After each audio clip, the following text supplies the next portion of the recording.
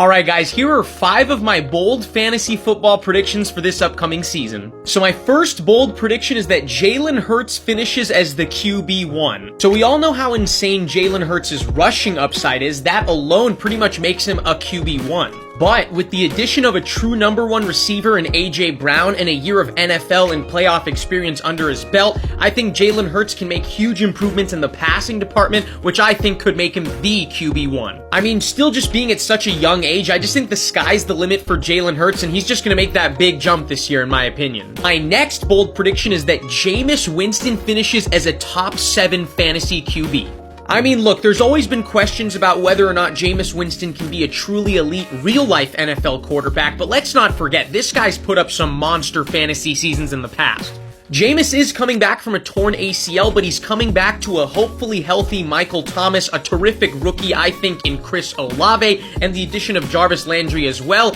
and that offense is going to be really exciting to watch, especially with Alvin Kamara still being a dominant running back in the backfield. I know with the hiring of Dennis Allen, the Saints are probably a defensive-oriented team, but Jameis Winston has a lot of weapons, and with his exciting passing ability despite all the turnovers, he's got a lot of fantasy appeal this year. And a lot to prove. Alright guys, I told you these were bold. My next bold prediction is the Buccaneers' 3rd round pick, Rashad White, the running back out of my Arizona State University, will have more fantasy points than Leonard Fournette. Yes, I'm crazy. Yes, I'm out of my mind, but just hear me out real quick. Rashad White is explosive, dynamic, can catch passes, which Tom Brady, he loves dumping off passes to his running backs, and Leonard Fournette, we've all heard the news, hopefully, that he looks pretty out of shape, guys, so he might, I'm not wishing injuries on anyone, obviously, but he might deal with some injuries, might have lost some of his explosion, obviously, so who knows? Guys, trust me, I've seen him with my own eyes. Rashad White is the real deal. Okay, my 4th bold fantasy prediction is that Travis Kelce has his best fantasy season to date. The logic for this is pretty simple. Tyreek Hill is gone, which means Travis Kelce is by far and away Patrick Mahomes' number 1 weapon, and he's going to need to fully utilize him to the most maximum of extents if the Chiefs want to be as good as last year.